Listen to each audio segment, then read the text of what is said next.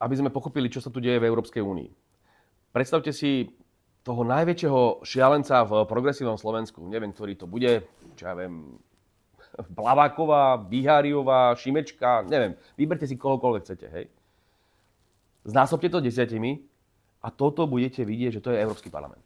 Toto máte 600 ľudí v Európskom parlamentu, je toto. Akože 10-násobne horší ako Plaváková, Biháriová a Šimečka v kope.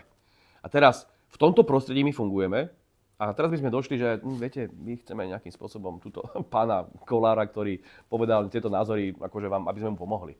Však by nás ako vysmiali. Však to sú tí najväčší radikáli, to sú džihadisti. Tí nás nenávidia len preto, že povieme, aby sme neposielali sankcie do Ruska. Ja som bol v Rusku sa normálne porozprávať a poďakovať za to, že nás oslobodili v druhej svetovej vojne. To isté predseda vlády Robert Fico bol v Rusku a poďakovať sa pri 80. výročí. Úplne normálna vec.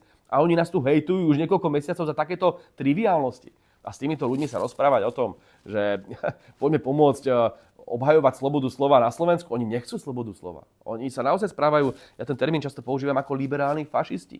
Hovoria, že to je oxymoron, lebo liberalizmus je o slobode, fašizmus je o neslobode.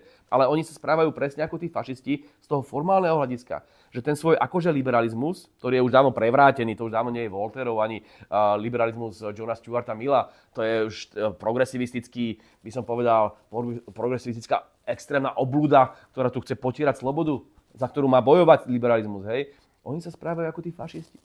Viete, to máte takisto ako s tým kresťanstvom. Však kresťanstvo je nádherná myšlienka, hej, o láske k blížnemu. No ale keď sa potom v tom novoveku alebo ešte stredoveku upalovali tie ženy, tak to nebolo asi dobré. A bolo to zneužitie tejto myšlienky. Takisto sa dneska zneužíva liberalizmus. Na to, aby sa plienil celý svet, na to, aby sa tu brala ľuďom sloboda. Toto musíme zastaviť a preto to veľmi správne treba pomenovať liberálny fašizmus. A toho liberálneho fašizmu je Európsky parlament plný.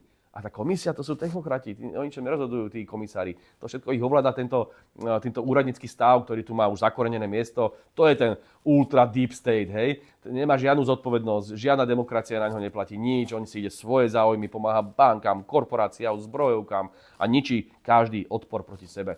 Je to veľmi nebezpečný projekt, ktorý dneska momentálne je z Európskej únie.